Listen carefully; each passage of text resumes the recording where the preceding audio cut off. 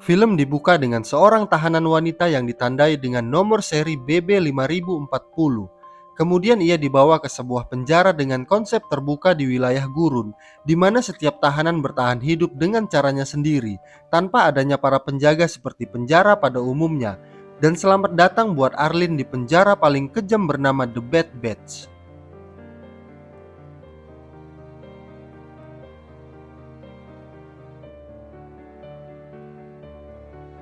Setelah menghabiskan bekal yang dibawanya, Arlene mulai berjalan menyisir penjara tersebut.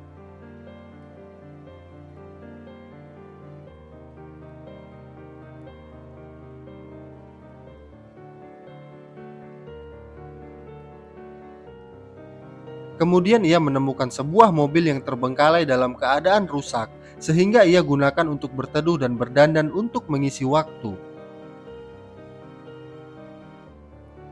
Namun tanpa ia sadari terdapat sebuah kendaraan yang mendekatinya, dan Arlene mulai berlari sekencang mungkin, tapi ia tertangkap tanpa bisa melakukan perlawanan.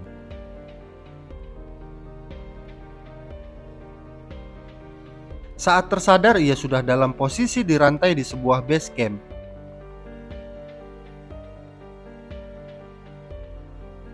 Tak lama kemudian datanglah seorang wanita yang langsung membiusnya, kemudian tanpa ragu memotong tangan dan kakinya, di mana mereka merupakan kelompok tahanan yang bertahan hidup dengan cara memakan para tahanan lain, terutama tahanan baru seperti Arlene.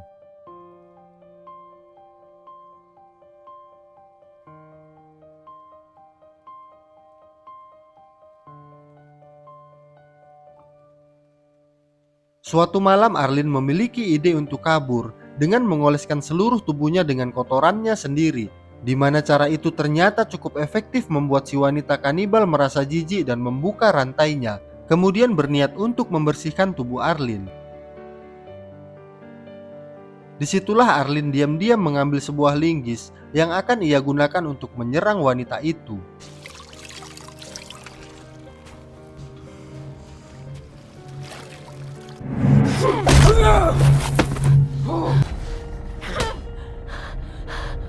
Setelah melumpuhkannya, Arlene mulai menyeret tubuhnya secepat mungkin, sambil diam-diam bersembunyi dari siapa saja, hingga ia menemukan sebuah papan skateboard yang ia gunakan untuk menopang tubuhnya menjauh dari tempat itu, tanpa memikirkan apapun yang akan ia hadapi ke depannya.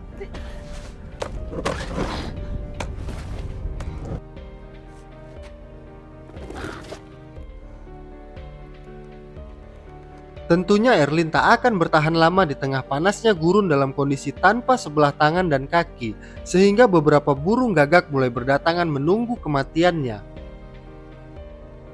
Saat itulah seorang pria yang tampak seperti pemulung mendekatinya, kemudian membawanya menuju sebuah tempat spesial di penjara tersebut yang diberi nama The Comfort. Arlene langsung disambut dengan baik dan diberi pertolongan, sementara pemulung yang menolongnya langsung pergi begitu saja.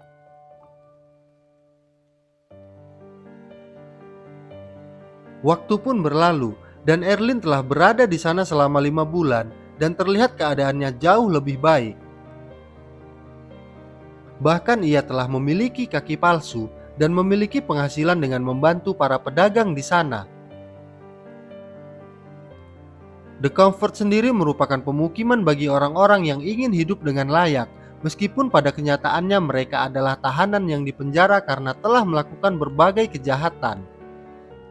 Kembali ke basecamp kanibal di mana kita diperkenalkan dengan seorang pria berbadan kekar bernama Jason.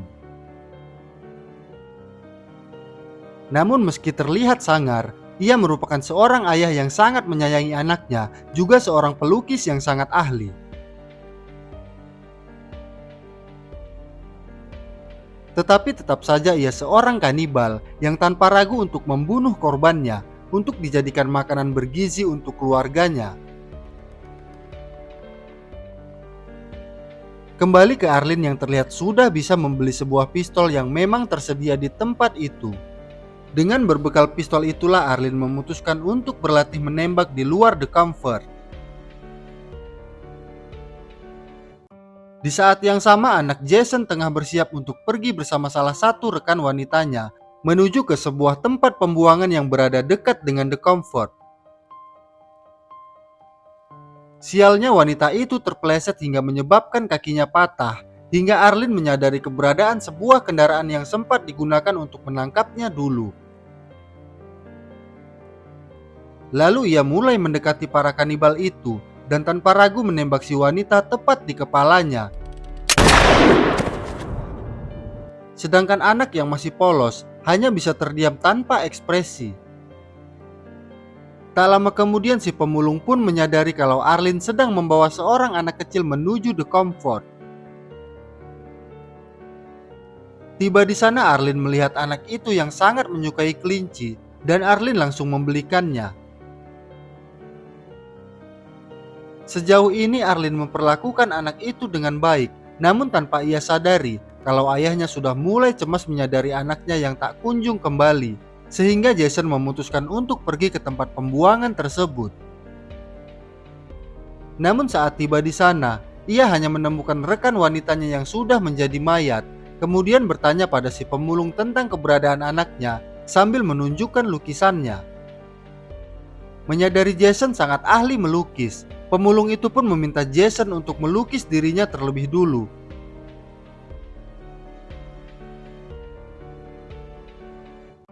Setelah menyelesaikan lukisannya, barulah ia diberitahu kalau anaknya sudah dibawa ke The Comfort.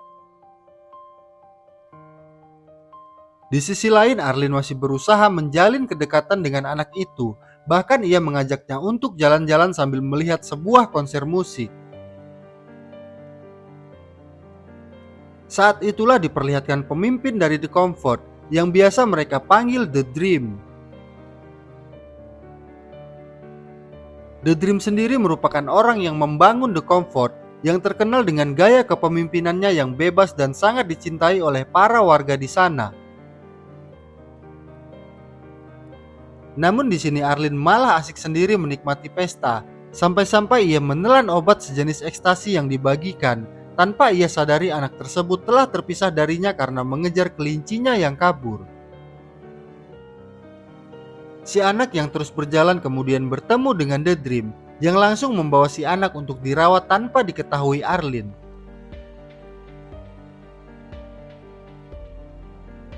Malah Arlene yang saat itu sedang fly terus berjalan sampai keluar The Comfort dan bertemu dengan Jason.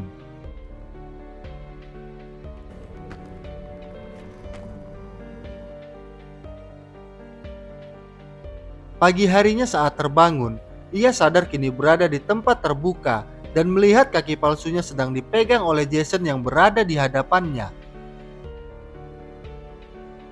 Jason langsung menanyakan tentang keberadaan anaknya, namun Arlene berbohong dengan mengatakan ia tak pernah melihatnya.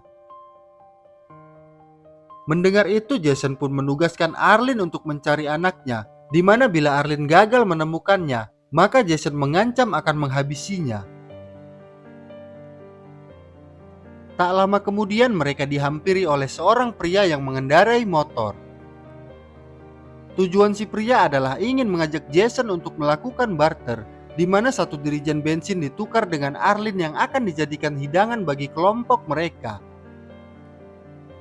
Tanpa diduga Jason menyetujui barter itu, namun saat akan berbalik badan Jason langsung membantainya.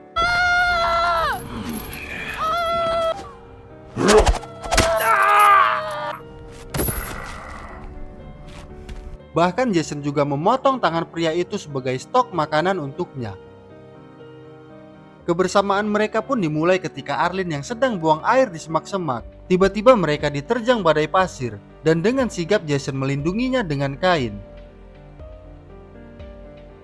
Malam harinya, mereka beristirahat sambil memanggang tangan si pria tadi.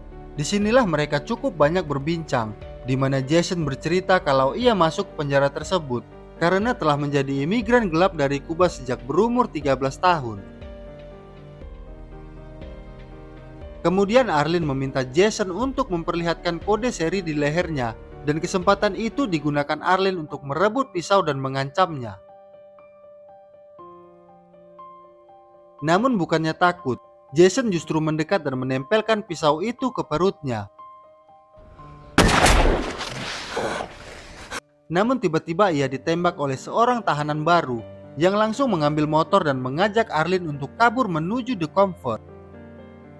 Saat tiba di sana, tahanan itu mengaku kalau ia adalah tahanan baru dengan nomor seri 5884. Dari sinilah Arlene mulai menyadari bahwa telah bertambah sekitar 800 orang sejak kedatangannya ke Bed Beds. Lalu bagaimana caranya bisa hidup bebas jika orang yang datang ke The Comfort terus bertambah, sementara di tempat itu tidak memiliki bahan pangan dan air yang memadai? Karena itu ia memutuskan untuk kembali ke lokasi terakhir Jason, namun ia hanya menemukan buku lukisannya yang tertinggal. Di sisi lain, si pemulung tak sengaja menemukan Jason yang terkapar. Ia pun langsung menolongnya, serta menangkap seekor burung gagak sebagai makanan, juga mengobati Jason secara bertahap. Kembali ke Arlene yang mulai mencari keberadaan anak itu, sambil membawa hasil lukisan Jason, hingga ia tak sengaja melihat anak itu ternyata bersama istri dari The Dream, di mana anak itu sudah dianggap seperti anak sendiri dan selalu dimanjakan dengan berbagai fasilitas mewah di rumahnya The Dream. Berpindah ke Jason yang sudah pulih dan siap untuk kembali mencari keberadaan anaknya. Ia pun mengucapkan kata perpisahan pada si pemulung dan tak akan pernah melupakan jasanya. Malam harinya, Arlene memutuskan untuk mendatangi kediaman The Dream. Terlihat di sini kalau ternyata The Dream mempunyai istri yang sangat banyak, di mana semua istrinya sedang dalam keadaan hamil. Disinilah The Dream menjelaskan kepada Arlene makna dari mimpi dalam pemikirannya, di mana mimpi yang sebenarnya adalah benih atau kehidupan yang ia tanamkan pada para istrinya. Untuk itu ia menawarkan Arlene untuk menjadi salah satu istrinya yang kelak akan melahirkan anak-anaknya. Arlene pun setuju. Kemudian The Dream menyuruh salah satu istrinya menyiapkan kamar spesial untuk Arlene.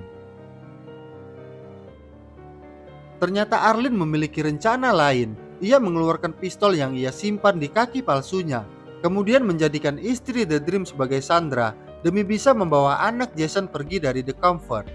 Come here, kid.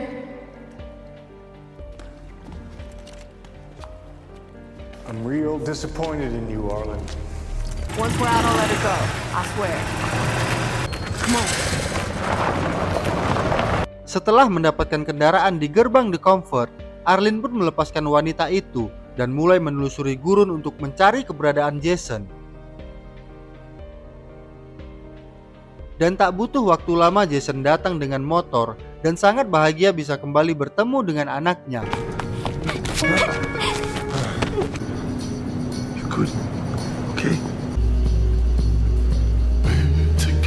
Setelah itu Jason mengatakan bahwa tugas Arlene sudah selesai dan menyuruhnya untuk kembali ke The Comfort. Namun ternyata Arlene telah memutuskan untuk ikut bersama Jason karena sudah merasa nyaman berada di dekatnya. Tetapi masalahnya si anak malah minta spaghetti yang biasa ia makan di rumah The Dream. Sementara Jason menyadari kalau ia tak punya apa-apa kecuali seekor kelinci yang sangat disayangi oleh anak itu. Tanpa pikir panjang Jason langsung mengeksekusi kelinci itu untuk dijadikan santapan mereka bertiga, meski harus diiringi dengan tangisan anaknya. Sejak saat itu mereka mulai menjalani masa tahanan bersama-sama tanpa tahu kapan mereka akan dibebaskan dari penjara tersebut.